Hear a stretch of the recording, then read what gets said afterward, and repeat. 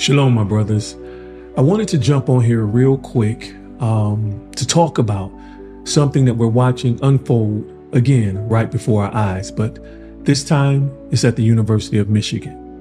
Another man losing everything because he couldn't master his emotions. And let me be clear, I'm not here to judge Sherrone Moore. No, I'm here because his story is yet another one to warn us all of the price we will pay when we lack sexual self-control. Countless men, successful men who had work ethic, opportunity, favor, platforms, everything in front of them. But one thing brought them all down: a lack of discipline in the area of sexual self-control. And Yah has been telling us this, men, for way long before ESPN ever could report it. Proverbs chapter 5, verse 8 told us, and even today tells us, to stay away from her, the immoral woman. Don't go near the door of her house. If you do, you will lose your honor, and you will lose to merciless people all that you have achieved.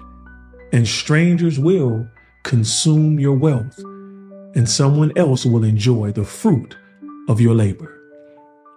We've read this, we've heard this. And if you haven't read those scriptures, you've seen it play out. But we continue to fold to lust. We continue to fold to our desires that lead us to sin, that destroy our homes, our careers, families, friends, futures. Brothers, sadly, that's exactly what we're seeing again today. These coaches signed contracts worth tens of millions of dollars. Yet, in a moment of unrestrained desire, they lost what it took years to build. And it's not just coaches. We see it in entertainment, media, politics. Money is gone because we can't control lust. Reputation is gone because we can't control lust. Legacy damaged. Family wounded. And it happened not because they were talented, but because they weren't disciplined emotionally and mentally. And I would even add spiritually, because if we see the warnings in the scriptures, for those of us who are men of Yah, because we're not exempt from this. We got David as the prime example of what happens when you can't control lust. And like I said in many videos before, lust clouds the prefrontal cortex, the part of the brain that's used for decision making. So situations like this keep happening when we're slaves to lust, because we could see the danger. We could see the poisonous or the venomous snake in front of us and still try to pet it because we want to control it. But because of lust, it leads us to get closer to the snake, get closer to something that's going to take us out. And let me be real with you, my brother, sexual sin is very expensive. Not only spiritually, let's just stay in the natural. It's more expensive than cars, houses, divorces, and attorney fees.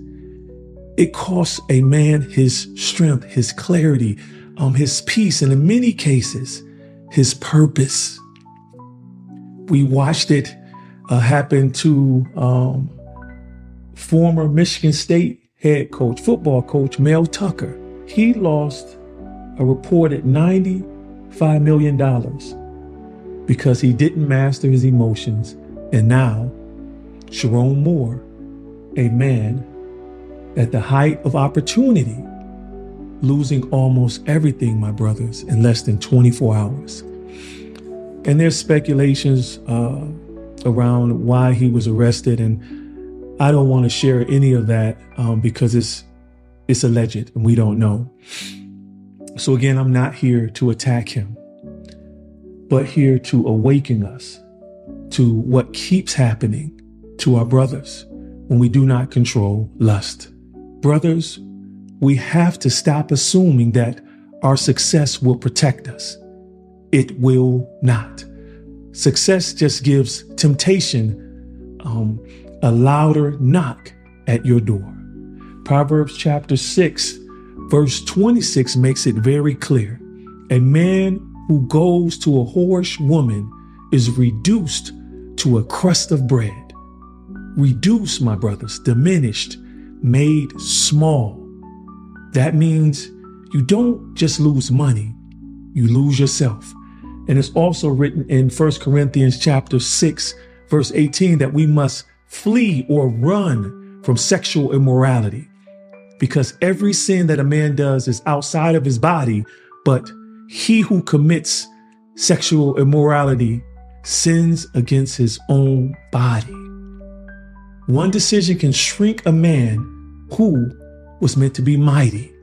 And that's what I want us all to avoid. Why I fight so hard to make sure I don't put myself in compromising positions.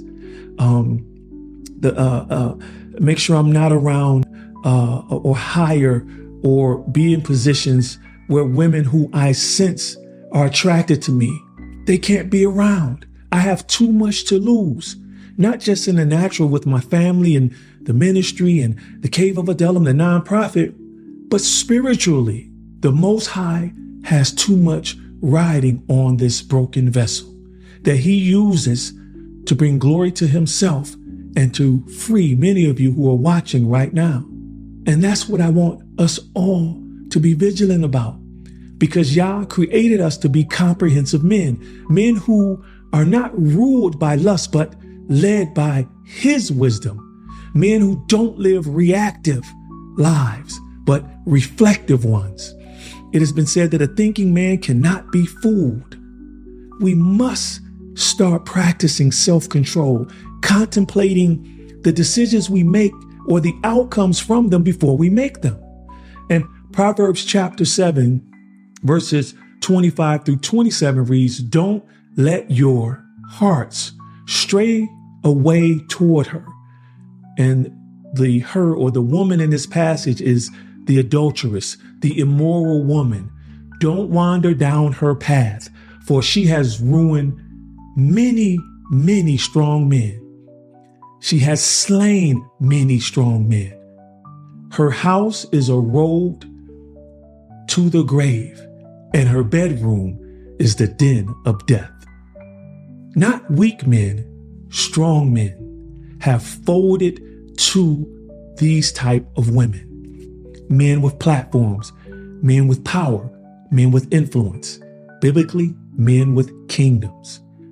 The issue isn't strength. The issue is supervision. Who governs you when no one is watching you?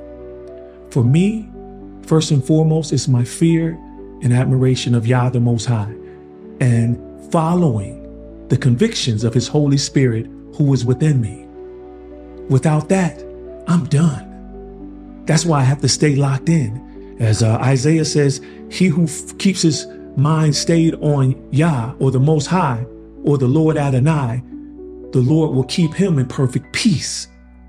Yah doesn't expose the sin in us to embarrass us, my brothers, or to condemn us. He exposes us to save us. Again, this is not about Sherrone Moore. It's not about Mel Tucker. It's not about Brother Shannon Sharp. I can go down the line. It's about you. It's about me. Are we ruling our desires? Are we guarding our hearts? Are we protecting our purpose? Here's one piece of advice I never forgot. And if you adopt this mentality, it will stop you from making so many detrimental decisions. Remember this: every decision you make, act like it will be on the front page of every news network in the world. Every decision, act like it will be in front of the world, broadcast on ESPN, CNN, ABC, Fox News, you name it, across social media. And if you still go down that path, something is deeply wrong, brothers. So, whoever you are entertaining secretly today, please know it will control you publicly tomorrow if you do not cut ties with her. I want to close with this. James chapter 1, verses 14 and 15. Temptation comes from our own desires, which entice us and then drag us away. These desires, my brothers, give birth to sinful actions. We've seen this. We keep seeing it.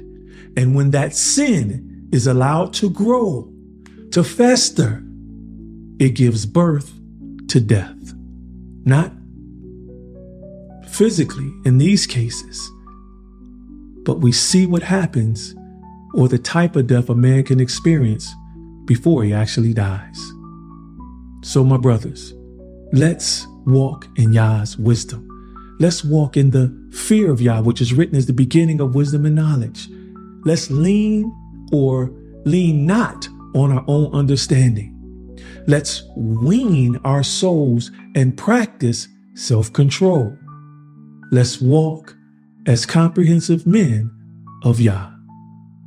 Shalom, and I pray that this video will not only encourage you, edify you, but give you the fire needed to burn away every temptation that's in your path.